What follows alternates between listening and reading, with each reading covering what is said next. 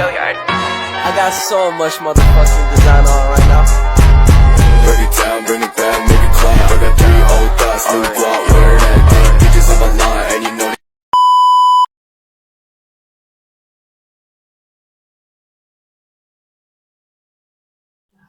Sebelum tak jelasin ini apa dan nanti beberapa karya tak jelasin, ada 3 peraturan yang harus kita taati semua. Yang pertama, kalian kita semua di sini di dalam galeri tidak boleh menyentuh sebuah lukisan. Jangan menyentuh, apalagi mendorong-dorong, lakunya kayak tidak boleh. Yang pertama itu. Yang kedua, dilarang ribut sendiri, bicara sendiri, dan membuat keributan pribadi. Yang ketiga, dilarang membawa senjata tajam, makanan, minuman, hewan ternak, dan lain sebagainya. Ya. Sudah aman ya semuanya ya. 3 aturan itu bisa kita taati sama-sama ya. Baik, kita mulai. Ini namanya tulisan redaksi atau kuratorial. Ini fungsinya adalah untuk menjembatani kalian masuk ke dalam lukisan yang ada di dalam ruangan ini. Kita ibaratkan bahwa lukisan ini adalah rumah atau sanggar ini. Sedangkan ini kita ibaratkan sebagai pintu masuk. Ya, ini pintu ini. Jadi ini ibaratnya. Kalau kalian mau menonton sebuah pameran yang tertib, kalian harus membaca ini terlebih dahulu. Kemudian kalau kamu mau tahu misal lukisannya ini gimana sih ya konsepnya, idenya dan sebagainya, kalian harus sudah melewati ini minimal udah ini paham. Jadi ini kalau kalian masuk ke rumah lewat jendela, lewat atap, lewat ventilase, lewat pipa kan gak nyaman kan? Atau mungkin dari rumah orang kalian masukkan ruang coba. Alangkah baiknya agar kalian bisa membaca lukisan ini secara tertib sesuai dengan apa yang diinginkan oleh penyelenggara atau seniman. Kalian harus membaca ini. Jadi fungsinya ini jelas ya. Redaksi tulisan atau kuratorial ini fungsinya adalah untuk menjadi pintu kalian membaca, menikmati, mendalami sebuah lukisan yang ada di sini. Oke. Tak jelasin secara singkat, nanti kalian kalau ingin detailnya seperti apa kalian silakan membaca sendiri ya. Kayak gini. Judulnya adalah Familiar. Pameran ini bertajuk Familiar. Kalian semua udah tahu Familiar itu apa? Terkenal? Familiar, masa nggak tahu sih? Familiar itu tidak asing atau terkenal. Nah, yang kita fokuskan adalah di kota Purbalingga ini, khususnya di dalam bidang kesenian. Siapa sih yang gak kenal sosok Trisnanto Budidoyo? Seorang yang humoris, multitalenta, yang sudah lama hidup di dunia musik, puisi, film, teater, dan yang sekarang ini ikut mewarnai dunia seni rupa di Purbalingga. Itu untuk tajuk alasan pameran ini. Idenya apa sih? Ide yang disampaikan atau yang ingin disampaikan, idenya adalah berdasarkan pendalaman peran dari teater, yakni potret wajah. Jadi di dalam lukisan yang ada di sini sama teater-teater yang biasa beliau mainkan itu memiliki kesamaan dan perbedaan. Kesamaannya adalah lukisan dan peran teater di atas panggung sama-sama menggunakan ekspresi wajah. Itu yang pertama kesamaannya. Yang kedua, perbedaannya adalah di dalam sebuah teater, tahu semua teater apa? Mungkin pernah lah ya, pasti teater main teater.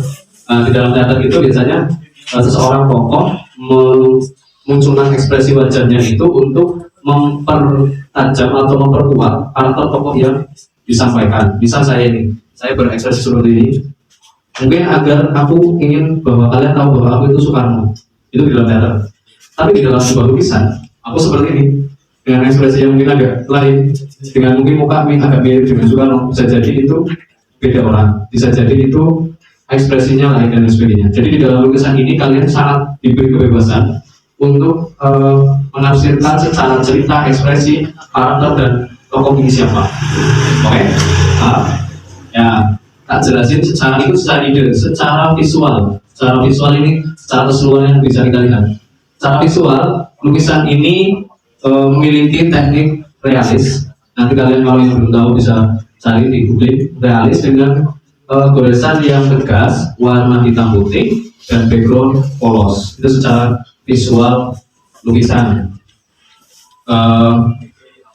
Intinya adalah di setiap lukisan yang dihadirkan untuk pengunjung di sini nanti diberikan kebebasan untuk menggali cerita dan pengalaman dari diri mereka sendiri. Kemudian untuk bisa ini sih kayak tenang, bisa apa ya? Gitu. Intinya kayak gitu. Agar ada pesan Wih, sama ya, gitu. Lebih kalian punya imajinasi masing-masing kayak gitu ya. Oke, itu sudah jelas pintu masuknya seperti itu agar kalian tidak kemana-mana, tetap di sini dan kita lanjut cara membaca dan menikmati sebuah lukisan. Kalian ke sini, aku ke sini di dalam sebuah galeri pameran. Biasanya sebenarnya kalian menikmati sebuah lukisan atau membaca lukisan itu bebas, tapi aku ingin membagikan salah satu metodeku yang biasa aku lakukan ketika aku melihat pameran lukisan. Nanti bisa kalian pakai, bisa kalian tidak pakai, tapi mungkin bisa menjadi tambahan untuk kalian. Pertama ini biasanya Bu, dari jarak minimal 1,5 meter lah. Kalau lukisannya segini ya mungkin hampir 2 meter. Aku lihat fokus secara visual keseluruhan, sudah tak taruh dalam memoriku. Aku melihat apa sih judulnya? Wah, menangkan. Lihat lagi, simpan dulu judulnya dalam pikiran kalian, menangkan. Apa ya yang dimaksud menahan di sini?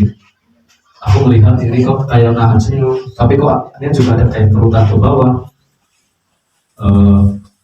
Kelihatannya aku juga punya pengalaman yang sama lukisan ini. Aku ngerasain ekspresi ini atas sama bagian bawah ini kayak seolah ingin menunjukkan bahwa ini ekspresi sedang menahan senang sama sedih, haru mungkin atau apapun lah. Yang intinya itu campur aduk. Ditambah lagi aku membaca ada sebuah bola mata yang berkaca-kaca, yang itu kan semakin menambah perasaanku terbawa suasana dengan mata yang sayu, menahan rasa haru, tangis dan sebagainya. Aku terbawa sebuah lukisan di dalam sini, kayak gitu ya. Oke, jadi kayak gitu kurang lebih. Lihatlah semua keseluruhan. Kalau kalian baca ceritanya, lalu kalian baca judulnya, menahan kalian maknai dalam memori kalian itu seperti apa. Lalu kalian masuklah ke dalam diri kalian. Apa sih pengalaman kalian yang berkaitan dengan memori kalian yang menahan itu? Menahan tawa, menahan kentut, menahan lama, menahan marah, menahan sedih, dan sebagainya. Kalian masuk ke dalam diri kalian, kalian tuangkan lagi ke dalam lukisan itu semuanya. Hasil daripada campuran dari perasaan kalian dan apa yang kalian lihat di dalam lukisan ini, itulah perasaan baru yang kalian dapatkan. Dan itulah pengetahuan baru yang bisa kalian cerna. Kayak gitu ya. Kalau belum biasa mungkin 1-2 kali yang belum apa sih gitu. Tapi kalian akan terbiasa ketika kalian semakin sering melihat karya-karya lukisan. Ya. Satu itu, yang kedua, kalian kalau misal kalian sering menggambar, kalian akan bisa menikmati setiap goresan. Karena setiap goresan orang itu memiliki karakternya sendiri-sendiri. Bisa jadi ini goresannya sama dengan karakter kejiwaanku, secara emosionalku, kayak gitu. Yang kedua itu, yang ketiga bisa menikmati dari suasana latar, background dan warna. Kebetulan ini backgroundnya polos. Kalian samakan ekspresi seperti ini dengan background polos, itu perasaannya di dalam benakku apa ya? Rasanya kosong dan luapan yang ya sudah, ya usah. Mungkin seperti itu ya. Nah, kalian tak kasih waktu kurang lebih 4-5 menit untuk menikmati lukisan-lukisan yang ada di sini sambil kalian mengambil video untuk tugasnya. Oke ya? Oke, kalau ada pertanyaan nanti bisa berlanjut tanya jawab. Nah, persilakan kalian berpencar untuk saling mengambil video masing-masing. Silakan. Dalam hal melukis sebenarnya ada aliran apa?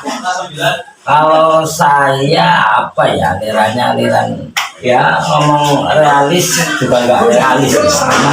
Tadi kan sudah diterangkan oleh teman saya itu Mas Wendro bahwa kalau realis adalah yang apa ya, betul ya, yang nyata gitu.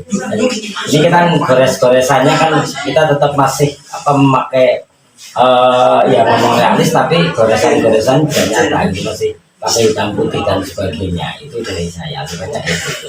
Nah, tentunya kita mencoba menyuguhkan bahwa melukis itu tidak harus ibaratnya kata foto dan sebagainya, tapi harus keberanian, itu yang penting.